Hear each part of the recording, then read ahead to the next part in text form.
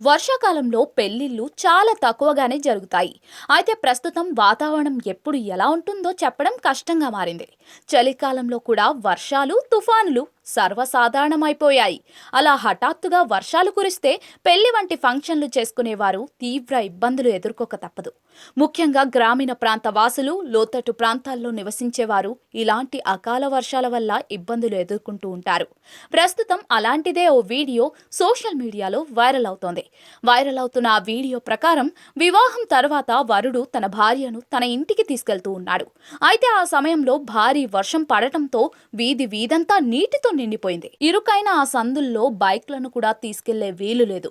దీంతో ఆ వరుడు తన భార్యతో కలిసి మోకాలు లోతు నీటిలో నుంచి నడవడం మొదలుపెట్టాడు.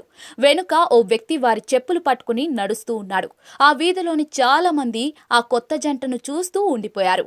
ఆ వీడియోను షేర్ చేసిన వ్యక్తి తమ పెళ్లి వారికి జీవితాంతం గుర్తుండిపోతుంది అని క్యాప్షన్ ఇచ్చారు. ఈ వైరల్ వీడియోను ఇప్పటి వరకు 10 లక్షల మందికి పైగా వీక్షించారు. 1.25 లక్షల కంటే ఎక్కువ మంది ఆ వీడియోను లైక్ చేశారు. ఈ వీడియోపై నెటిజన్లు ఫన్నీ కామెంట్లు చేశారు. ఈత కొలను ఇప్పటికే సిద్ధంగా ఉంది. పెళ్లి సందర్భంగా గ్రామం మొత్తాన్ని ఈత కొలనుగా మార్చేశారుగా. ఏయ్ బ్రదర్, కనీసం నీ భార్యని అయినా ఎత్తుకుని ఉండాల్సింది.